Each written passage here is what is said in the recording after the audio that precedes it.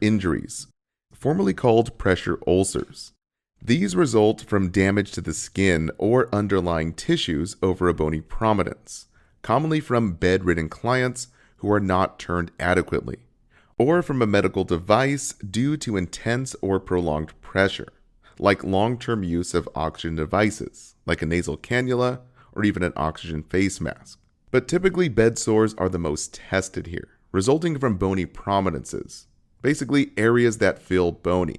So the top three most common areas are the lower back and buttocks, including the sacrum and coccyx, the heels and the ankles, and even the hip bones, very bony areas. These three are the most common areas for pressure injuries, but even the shoulder area like the scapula and the elbows are high risks.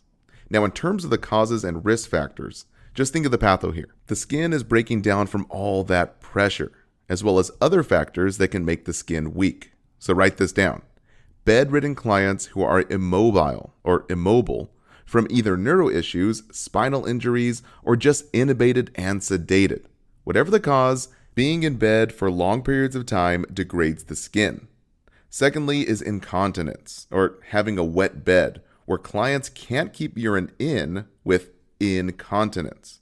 Now, wet skin leads to skin breakdown.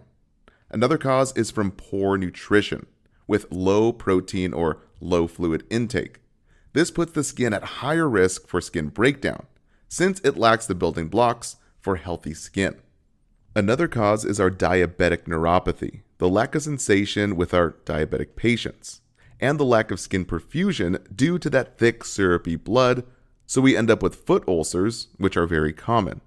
And lastly, clients with liver cirrhosis have low albumin. The lack of albumin, which is that protein that attracts fluid back into the vascular spaces, so we end up with a bunch of fluid that leads to edema, basically waterbed skin, so a high risk for skin breakdown.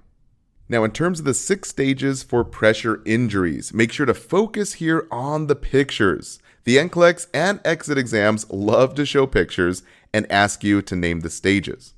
So stage number 1, we have red skin that is intact and only affects the epidermis, the outermost layer of the skin. So just think only one layer of skin damage for stage 1. Now it's non-blanchable, meaning that it does not turn white when pressed on. It stays red. Now if it is blanchable, then it's not a pressure injury yet. Now for stage 2, the skin breaks and we have an open wound, but just affecting the top 2 layers of skin, the epidermis and the dermis. So just think 2 layers of skin damage for stage 2. The wound bed is red or pink and shiny or dry.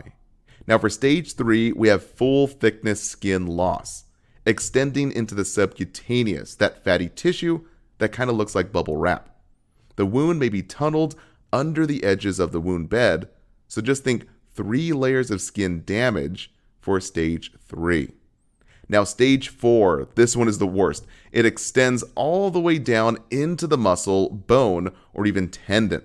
So just think 4 layers of skin damage for stage 4. Now the unstageable one, huge NCLEX tip here. We have full thickness skin loss with 2 key signs to write down. eschar, which is known as black or brown dead necrotic tissue. So just think eschar is like coal because it's black or dark brown. And the second key term is slough, described as yellow and stringy. So I'd recommend writing these 2 down. Slough is that rubbery substance looking kind of like chicken skin. So think slough is like stringy chicken skin. Take a good long look at this nasty picture here. A lot of questions ask you to identify this one. Now, since there are 2 colors that are preventing visualization of the wound bed, it's classified as unstageable. These wounds typically need to be cleaned out or debrided in order to visualize the wound bed before a stage is made. So Hesse mentions, the nurse is assessing the skin of an immobile patient. Skin covering the sacrum appears to have full thickness loss, but the wound base is covered in black eschar. How does the nurse document the finding? Unstageable pressure ulcer. Now our last one here is a deep tissue, which presents as dark purple and will sometimes come open. the fatty tissue is injured below the skin.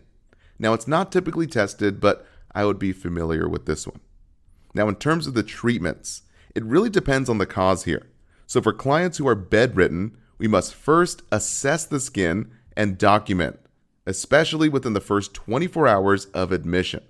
If not found and documented within the first 24 hours of admission to the hospital, then the hospital assumes responsibility of the wound, even if it's not the hospital's fault and not even caused there. So a full head-to-toe skin assessment is priority. We must take a picture and document and stage any wound upon admission.